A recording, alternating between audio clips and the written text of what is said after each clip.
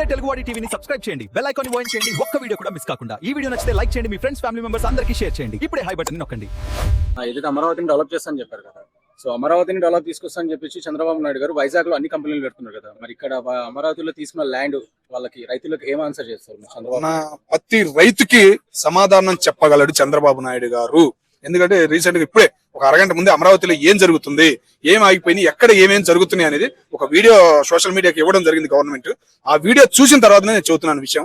అమరావతి అనేది చాలా తొందరగా అవుతుంది. ఇంత తొందరగా ఆ పనులు ఆగిపోయిన బిల్డింగ్లు కానీ అన్ని ఇంత తొందరగా అయినాయా ఒక ఆశ్చర్యాన్ని కలిగించింది. నారాయణ అంటేనే కొద్దిగా మెతగా అని అనుకునే మా లాంటి వాళ్ళకి ఒక రిజల్ట్ అనేది ఈ రోజు కనపడింది.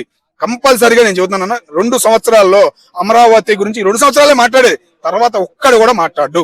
ఓకేనా? అట్లాగే కొన్ని పొల్యూషన్ కంపెనీలు ఉన్నాయి.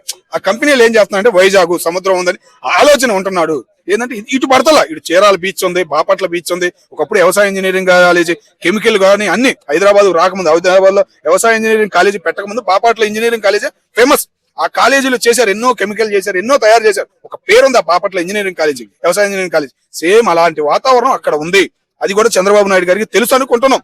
ఏంటంటే పాతతనాన్ని మళ్ళీ తీయాలి, చుట్టూ ఉన్న వాతావరణాన్ని వాడుకోవాలి. 40,000 కాదు, ఇంకా 100 కాదు, నువ్వు ఎంత అడిగితే అంత ఇవ్వడానికి రైతులు, అక్కడ ఉన్న లోకల్ వాళ్ళు నీకు సపోర్ట్ గా ఉండారు. చంద్రబాబు నాయుడు గారు ఉపయోగించి ఒక రాయి అనేది వేసి తర్వాత నీ ఇష్టం. ఓకేనా? దాని ఆటోమేటిక్ గా జరుగుద్ది. ఒక భయం అనేది పోయింది. మన పార్లమెంట్ లోనే అమరావతి బిల్లు అయిపోయినట్టయితే మూమెంట్ వేరేగా ఉండేది. కానీ ఇంకొద్దిగా అమౌంట్ ఈ పంచాయతీ ఎలక్షన్లు ఉండే కదా, పంచాయతీ ఎలక్షన్ల అమౌంట్ కేంద్రం ఇచ్చే మూమెంట్ ఈ మార్చిలో కానీ ఏప్రిల్ అది ఇది మొత్తం కలిపి కొడదాం అనే మూమెంట్ లో ఉండారు గవర్నమెంట్ అనే ఒక నమ్మకం అయితే జనానికి కనపడింది. కాబట్టి చెబుతున్నాను, కంపల్సరిగా అమరావతి అనేది ఒక రాయి పడింది, పరిగెడుతుంది అనే మాట మాత్రం ఈ రోజు ఆ వీడియో చూశాను కాబట్టి, నేను అక్కడ ఓన్ గా కాబట్టి. ఓకేనా? నేను ఆ చీటిగానే అంతకుముందు ఆ రాళ్ళు జగన్మోహన్ రెడ్డి గారు ఆపేసిన ఎన్నో ప్రాజెక్టులు కానీ అన్ని చూశాను కాబట్టి నేను అంత క్లారిటీగా చెబుతున్నాను. ఒక రాయి అనేది పడింది, పనులు అనేవి జరుగుతున్నాయి అనిపించింది. అలాగే మన ఏదైతే టొబాకో ఉందో, టొబాకో అనేది అంశారం పైన దాదాపు గవర్నమెంట్ ప్రతి ఒక్క కొన్ని ప్రొడక్ట్స్ పైన దాదాపు 40% జిఎస్టీ వర్తిస్తుంది. ఎందుకని చెప్పేసి ఇంతగా దాన్ని ఇదిగా తీసేసుకుంటున్నారు గవర్నమెంట్. కేంద్రం నుంచి మనకి ఫుల్ సపోర్ట్ అనేది ఇంకా పూర్తిగా అందట్లేదన్నా. ఇప్పటికీ యూపీ మీద అటు సైడే వస్తుంది కేంద్రం. దగ్గర 10 సంవత్సరాల నుంచి మోడీ గారు 2వ సంవత్సరం ఎక్కిన 2వ సంవత్సరం నుంచి ఇటు దక్షిణ భారతదేశాన్ని తొక్కడం అనేది జరుగుతుంది. కానీ ఇప్పుడు ఏంటంటే కూటమి ప్రభుత్వం అవసరం వచ్చినా కూడా 2 సీట్లు ఎంపీ సీట్లు వచ్చినాయి. మూవ్మెంట్ ఏంటంటే కదలట్లా. దాని ఆ పర్సంటేజ్ శాతం ఉంది చూసావా? ఇప్పుడు పొగాకు తీసుకోవచ్చు, మిర్చి తీసుకోవచ్చు, పత్తి తీసుకోవచ్చు, ఎన్నో అనేవి మన ఓన్ గా వెళ్ళిపోతున్నాయి. ఇంతకుముందు దేశాల పర్మిషన్ తీసుకోవడం, వాళ్ళ బోట్లు వచ్చి వేసుకెళ్తాం జరిగేది. కానీ మన ఓన్ ఏపీలో ఉన్న పెద్ద వాళ్ళ బోట్లు రెడీ అయినాయి. అంతా ఇక్కడి నుంచే ₹1 ఖర్చు లేకుండా వెళ్తున్నాయి. ఆదాయం అనేది వస్తుంది, కానీ ఆ పన్ను అనేది ఇక్కడికి రావట్లా, ఆడే ఆగుతుంది అమౌంట్. 40% జిఎస్టీ వర్తిసి ఇప్పుడు పెడుతున్నారు కదా. నేను చెబుతుంది అదే అన్న. ఇప్పుడు ఆ 40% అనేది పెడతాం వల్ల ఆ వచ్చే ఇంకా 20% వస్తాం చూసావా, అది కూడా ఆగిపోతుంది. కాబట్టి వెళ్ళే దాని మీద ప్రతి దాని మీద ట్యాక్స్ అనేది పడాలి. ఎంత వెళ్తుంది ఏంది అనేది పూర్తిగా ఆరా అనేది గవర్నమెంట్ కి ఇవ్వాలి. ఒక్క సరుకు బయటకు వెళ్ళినా గవర్నమెంట్ కి సమాచారం ఇవ్వాలి. అక్కడ పోర్టుల దగ్గర చూస్తున్నాం, కాకినాడ తీసుకోవచ్చు, నువ్వు మచిలీపట్నం తీసుకోవచ్చు, ఏదైనా తీసుకోవచ్చు. అక్కడ సరైన గవర్నమెంట్ ఆఫీసర్లు, సరైన గవర్నమెంట్ అధికారం అనేది అక్కడ లేదు. అది ఏర్పాటు చేయగలిగితే గవర్నమెంట్ కి వచ్చే ఆదాయం ఆంధ్ర రాష్ట్రానికి ముందు బయట దేశాలకు వెళ్ళే ఆదాయం ఉంది చూసావా, ఎక్కువగా వచ్చేది ప్లస్ ఆంధ్రాకే. ప్రజలు ఎప్పటికైనా ఏ పార్టీ వచ్చినా, అటు వైఎస్ జగన్మోహన్ రెడ్డి గారు వచ్చినా, ఇటు టీడీపీ వచ్చినా కూడా ప్రజలు నష్టపోతూనే ఉన్నారు. ఆంధ్ర ప్రజలు మీకు అభివృద్ధి వైపు, సంక్షేమం వైపు బాట ఇస్తా అని చెప్పేసి ఇచ్చిన చంద్రబాబు నాయుడు గారు మరి ప్రజలకు న్యాయం చేశారు.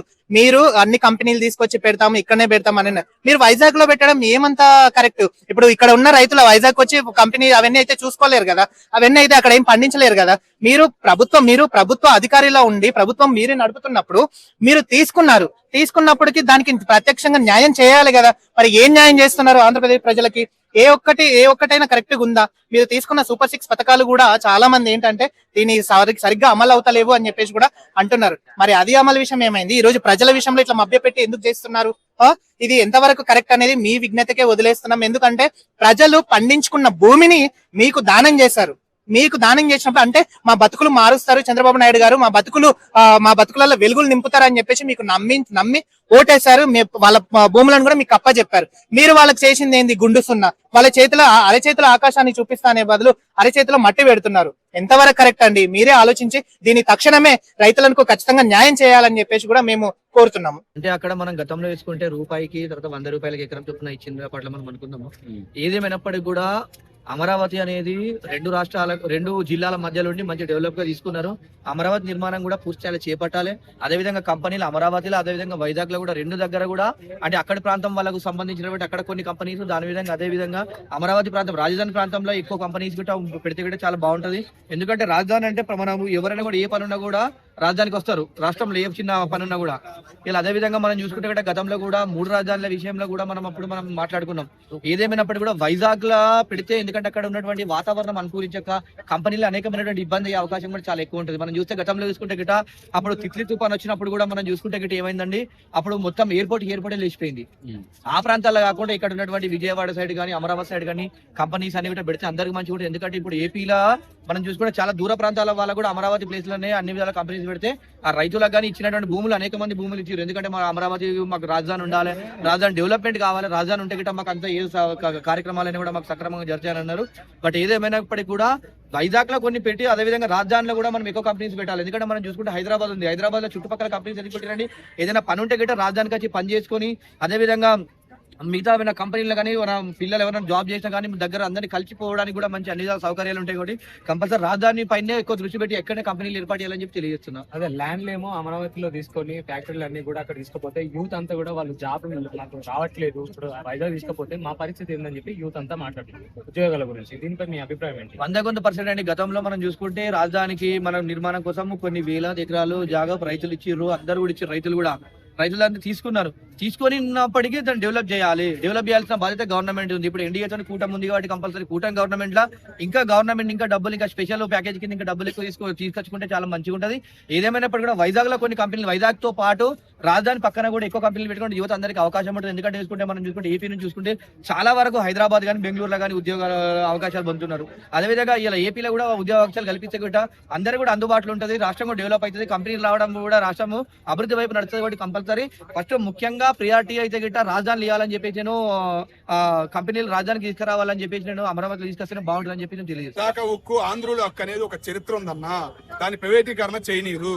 అక్కడ ఉన్న ఎంప్లాయీస్ ఉన్నారు, కొంతమంది ఒరిస్సా వాళ్ళు, ముఖ్యంగా కర్ణాటక వాళ్ళు, తెలంగాణ వాళ్ళు సీనియర్లు ఉన్నారు.